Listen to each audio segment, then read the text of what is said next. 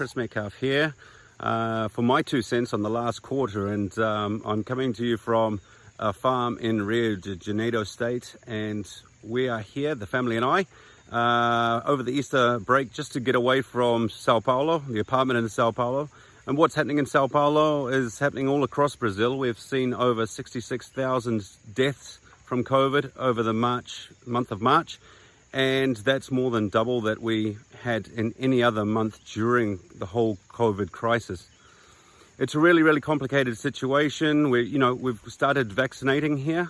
We've got about 17.5 million people that have been vaccinated with the first dose, but that's still only about 8% of the total population here. So you can get an idea of the scale that a country like Brazil has to try and achieve in order to get everybody vaccinated. It's a really big problem. And it's not only affecting us health-wise, but affecting us in terms of the economy. We're at 14.2% unemployment at the moment, which is a very complicated number for anywhere in the world. Brazil would be more used to this, but it's still a high number. It's not all bad news. So some sectors like agriculture, in March, they were recording about 50 to 60,000 new jobs created. And so we're hoping that it starts to move in that way, especially in the sectors that we think will start driving countries like Brazil and other Latin American countries out of the crisis, which would be agriculture and mining. So elsewhere around our Mercosur region, so Mercosur is the trade bloc that is made up of Brazil, Argentina, Paraguay and Uruguay.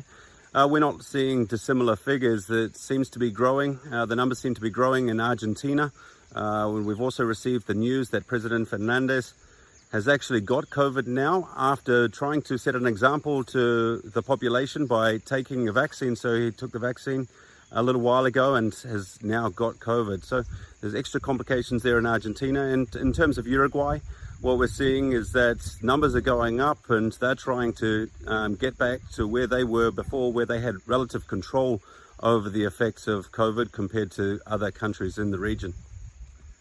So the economic outlook is really difficult, but what I'm seeing and what I think is going to be happening is we're really cranking through the gears in terms of evolution. So, business is going to need to continue, and it's going to need to find a way for it to continue, and that seems to be through technology. It seems to be through digital. So how can we get business actually moving when we can't be seeing each other face to face?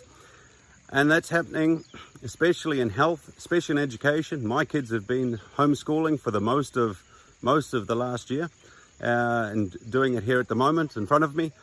And we're finding ways of doing things. And I think this is really important for New Zealand companies to see and understand. New Zealand companies might not be going through the same situation that we are in other parts of the world, but they can be benefactors of what's happening in other parts of the world. So more and more welcoming and accepting of actually carrying out business through digital means.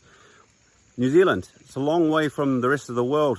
It's a very good thing in some respects, and it's been very difficult in terms of business in other respects.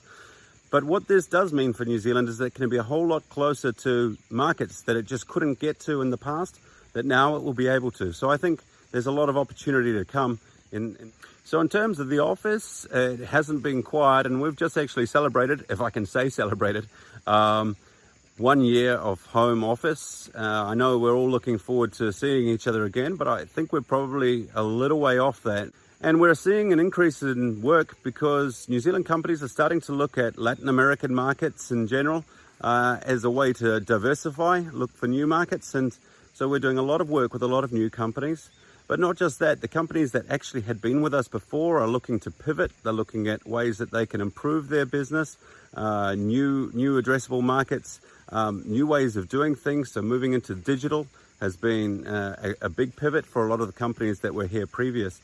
So there's a lot to keep us busy, and in some of the areas that we're doing a lot of work at the moment as a region, creating a lot of initiatives in certain areas. We've been doing work in mining, we've been doing work in defense and security, agribusiness, also in health tech.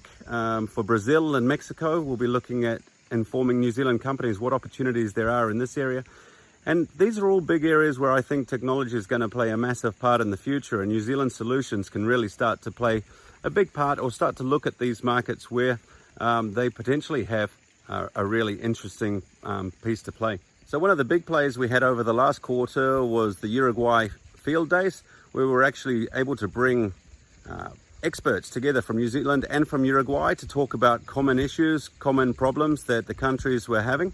And it was a really, really great initiative. We were lucky enough to be joined by Minister O'Connor and his counterpart, Minister Uriarte from Uruguay, to come in and join us in those field days. It was really, really well attended. I think it's bringing our countries closer together, and you know, it's really, really easy for New Zealand companies to look at the big markets such as Brazil, and that's only normal. It's the massive markets. But Uruguay is also an interesting one with 3.5 million people, a very similar outlook and a similar way to doing farming, etc. And I think a similar way to doing business to New Zealand. So it can offer a way into Latin America that might be a little easier than it might be to moving into the big markets straight away.